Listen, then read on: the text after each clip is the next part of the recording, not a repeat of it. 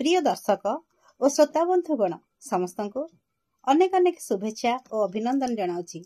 मु श्रीमती चित्रलेखा आचार्य ओडिशार जनाशुना सुसाहित्यिक कवि सौरभ कैलाश चंद्र बेहेरा बालीगुड़ा कंधमाल तांको सुजारू नहीं आसी एक सुंदर कविता जार शीर्षक हेमंत आसिला।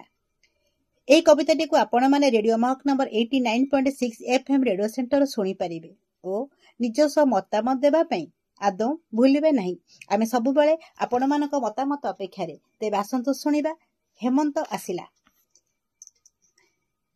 हेमंत आसिला हिम नेई हरित घासरे मणि थोई हल काम कला शेष होई हालिया मारुछि चासी भाई हसुअछि धान केंडा नेई हसुछि शीतल बापाई हिरे जगी अछि दिना भोई हजी जाए मजा गीत गाई हली हली आसे रघु स्वाई हाटरू गरम लुगा नेई हगुरी नानीर बर थाई हट हटा करे लुगा पाई हरिया भाईर पुओ थाई हेतु करे जामा नेबा पाई हुतु हुतु होई जळे जुई राधिका बसिछि निया पोई हलाउछि मथा खुशी होई हाई मारू अछि बुढ़ियाई हटु अछि नाती गप पाई हाथ थरी जाए थंडा पाई हाकुटी मारुछि धनी आई हिम पाई तार चिंता नहीं हाकुटी मारुछि धनी आई